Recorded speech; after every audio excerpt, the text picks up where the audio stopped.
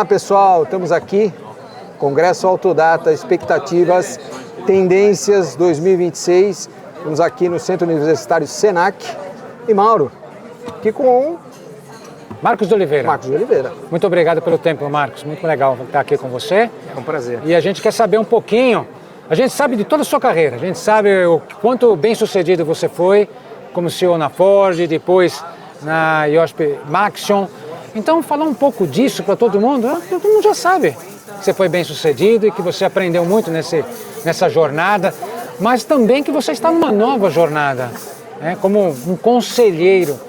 E a gente estava discutindo nos bastidores o quanto pode ser desgastado o termo de conselho quando a gente ouve falar de certos casos, certos escândalos. Você fala, uau, como é que o conselho não capturou isso? E nesse nosso bastidor surgiu termos interessantes que a gente queria trazer agora, de fato, gravando. Fala um pouquinho para a gente como é que você vê, porque a gente está aqui estudando tendências, a gente está pensando em 2026. 2026 está fácil, a gente tem que pensar 2026, 2027, a gente precisa pensar mais longo prazo. Como é que você vê os conselhos? Por que é importante a gente... E o que o conselho tem que fazer de diferente para evitar esses desgastes que a gente ouve na mídia e tudo mais? Como é que você vê, somente na área automotiva, que é o seu forte? Marcos, conta um pouquinho sobre isso. Legal. Não, o conselho de administração de uma empresa tem uma responsabilidade muito grande sobre a estratégia da empresa, a governança da companhia, a observação do que está ocorrendo na economia, na política, no mercado nos dias de hoje, mas pensando também sobre o futuro. Claro que os conselhos de administração estão olhando os principais indicadores da empresa, os resultados do mês, os resultados do trimestre, as projeções para o restante do ano. Isso é parte da responsabilidade. A execução está com a diretoria da empresa, claro. A diretoria é responsável pela execução e o conselho faz esse monitoramento. Mas o conselho tem a responsabilidade de estar seguro que os processos da empresa que estejam implementados vão salvaguardar os interesses da companhia e os interesses dos acionistas. Esse é parte da responsabilidade do conselheiro, de um conselho de administração, olhando hoje, mas pensando no amanhã, pensando no futuro também. E nesse sentido, as preocupações com as questões geopolíticas, as transformações tecnológicas, seja no setor automotivo ou seja em outros setores de atividade humana na realidade, ela é muito importante. E obviamente a experiência dos conselheiros, a vivência dos conselheiros traz um pouco daquilo que eles já viram acontecer no passado, mas uma preocupação do que está ocorrendo hoje e o que vai ocorrer ao longo dos próximos anos. A gente vê muitas histórias bastante positivas da atuação dos conselhos em empresas brasileiras ou empresas em todo o mundo, na realidade, e vê situações também que talvez não foram as mais adequadas e que surgiram, que ocorreram por diferentes fatores, talvez por falta de conhecimento, talvez por influências externas ou influências de alguns elementos, na realidade, que estão monitorando as atividades da empresa, mas, no geral, os conselhos de administração fazem um bom trabalho. Claro que há notícias boas, os bons não dão notícia. Sem dúvida, acho que esse é o ponto. É os escândalos que dão notícia, Esse mas o que está funcionando bem, ninguém fala do conselho quando está tudo funcionando bem. É vida de goleiro. Vida de goleiro. Essa é a definição perfeita. Eu acho bom a gente falar disso, né? Falar, e os conselhos que estão funcionando bem? Não, o mérito é do presidente da empresa. O conselho não fez nada, né? Não está lá apoiando. Eu acho que esse é o ponto realmente. Eu acho que, na realidade, os resultados de uma empresa, seja nacional, seja americana, europeia, ela vem muito de um planejamento adequado, de uma execução adequada e de um trabalho muito bem coordenado entre a gestão da empresa, a diretoria, o CEO, em conjunto com o conselho. O conselho tem esse papel. Você falou uma coisa e me chama a atenção. O Mauro disse, o conselheiro traz o seu conhecimento, a sua experiência, o seu domínio. E aí você complementa. O conselheiro tem que trazer uma visão geopolítica, social, econômica, de futuro para dentro do conselho. E aí é um conflito. Então, ser conselheiro é ter a experiência, trazer esses conselhos, esse domínio de um determinado tema da sua vivência para dentro do conselho, mas significa que ele tem que continuar antenado, aprendendo sobre o que está acontecendo no mundo. Senão ele também não vai poder contribuir. É isso? Sem dúvida, sem dúvida. Eu acho que, primeiro, o conselho é um conjunto de profissionais com diferentes experiências que juntos trazem essas experiências para ajudar, colaborar e agregar no presente e no futuro das empresas. Mas os conselheiros, seja qualquer que seja a sua área de especialidade, seja ele financeiro, seja de recursos humanos, seja na área de tecnologia, seja na área automotiva, seja na área do varejo, ele tem que continuar se reinventando, ele tem que continuar aprendendo. Aquilo que a gente sempre fala, que nós nunca deixamos de aprender na vida. A gente aprende até morrer, né? Estamos aprendendo hoje aqui. Estamos aprendendo todos os dias. E o conselheiro tem que estar antenado, tem que estar atualizado com o que está acontecendo com a economia do país, a economia global, com a política do país, a geopolítica global e o que está acontecendo com a tecnologia, o que está acontecendo com as novas tendências, o que está acontecendo com as transformações pelo qual o país ou o mundo estão passando, e isso é um processo contínuo de aprendizado, de conhecimento e de busca pela informação. Hoje, acho que é um dos grandes desafios que todos nós temos com a internet, com as mídias sociais, com a informação. Sim. Existe uma quantidade de informação muito, muito grande em todo mundo. E é difícil até para os profissionais poderem selecionarem e poderem utilizar essa informação de uma forma adequada. Esse é uma parte do processo do conselheiro, de estar selecionando aquilo que é importante, aprendendo com aquilo que está importante e utilizando aquilo, obviamente. Uma curadoria, né, desses dados que eles chegam aos montões. E uma coisa que eu achei interessante no discurso do Marcos, logo no início, toda empresa hoje tem indicadores, tem os metrics, então tem indicador para tudo. Será que esse indicador é suficiente para capturar o problema?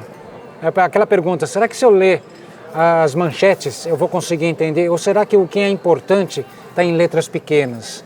Então é aquela capacidade, conta um pouco dessa capacidade de desconfiar e desafiar os números. Isso é importante, que só uma pessoa com maturidade vai conseguir colocar o dedo na ferida, desafiar o indicador, desafiar o comentário. Como é que é isso, Marcos? Como é que você desafia? Como é que você atua desafiando sem ter outra coisa?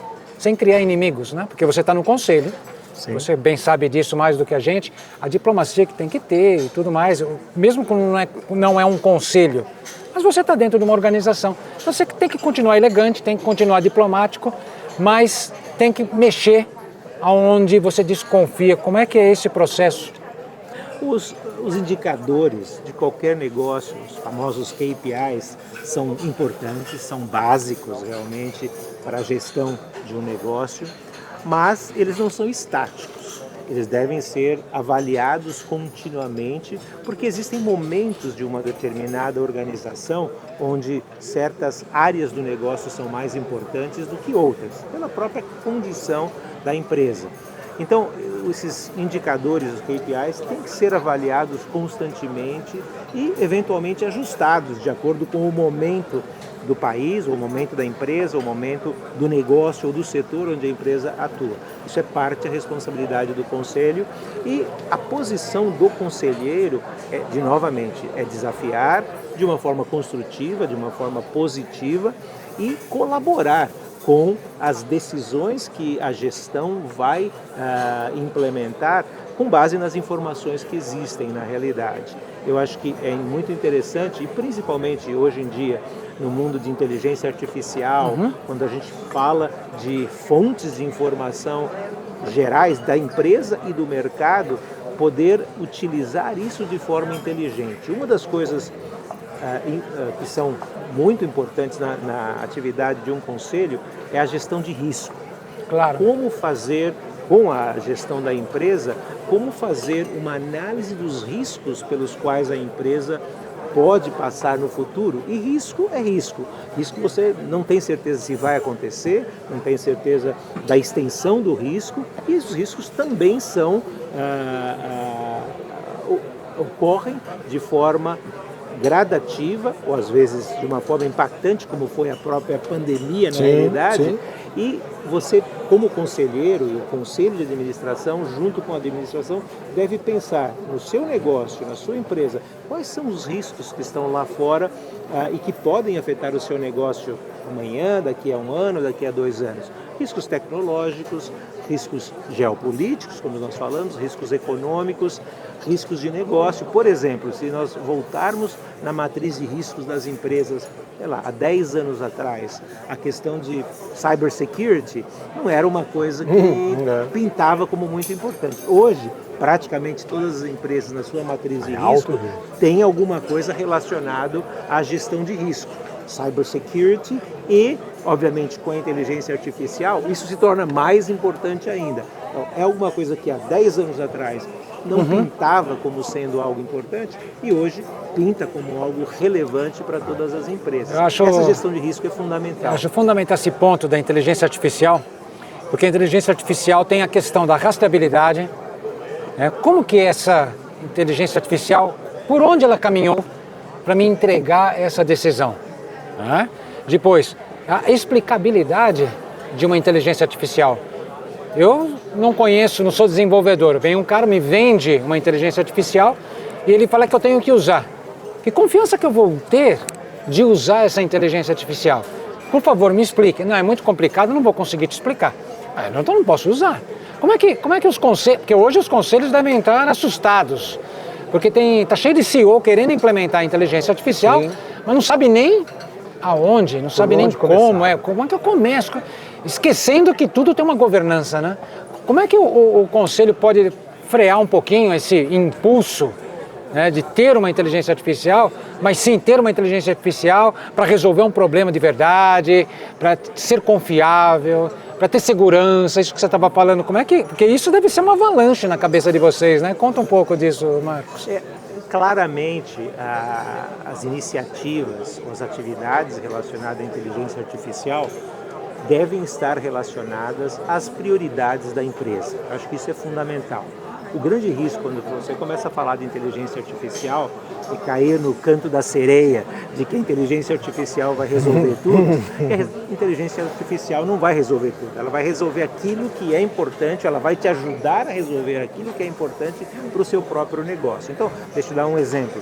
Uma empresa em uma atividade industrial que trabalha no que a gente fala no business to business, do B2B, que não está vendendo para o consumidor final, que não está na mídia, mas está trabalhando com clientes de negócio na realidade.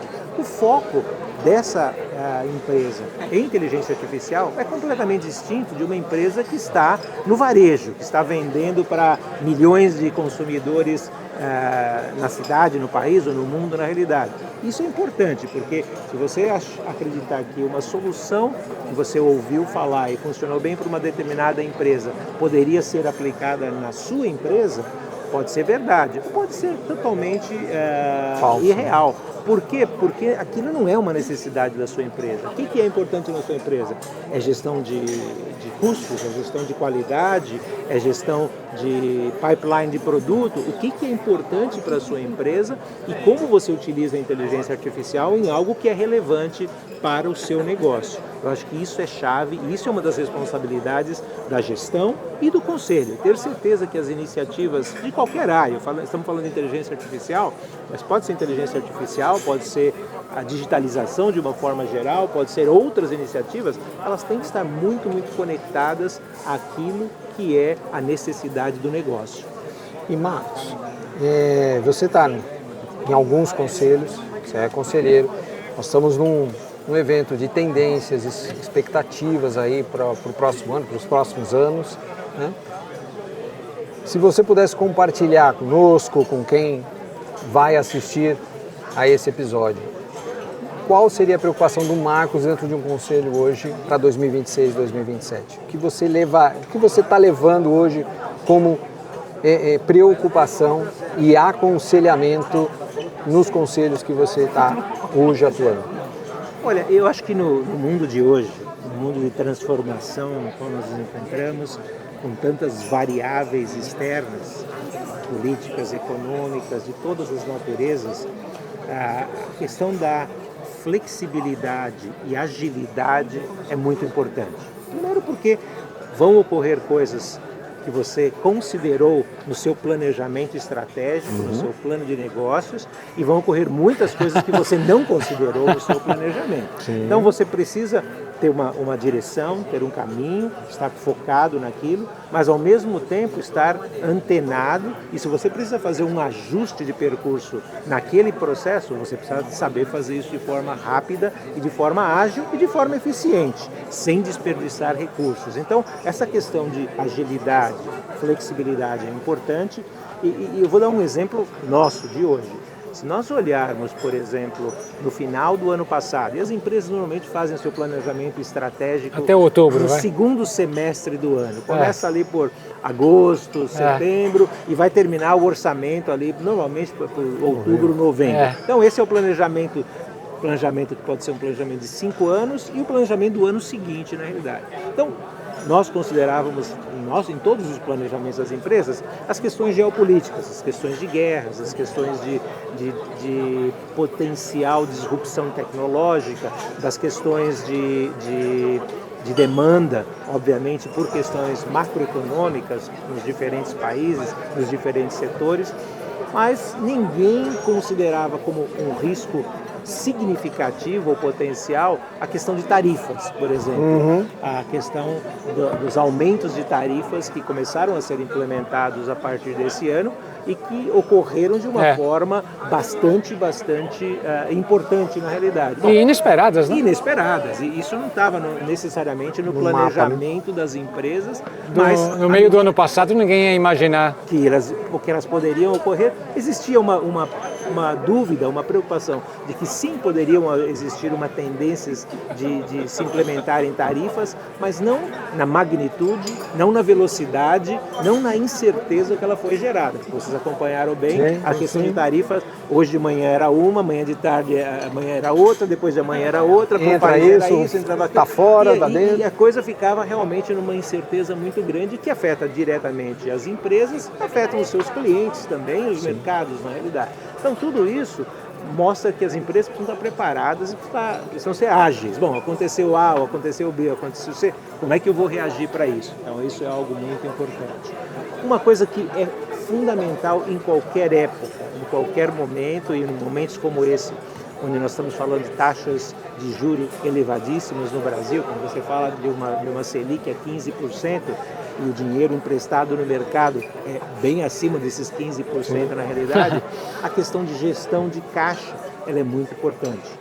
A gestão de caixa é um negócio que afeta todos os negócios e ela deve ser levada em consideração continuamente.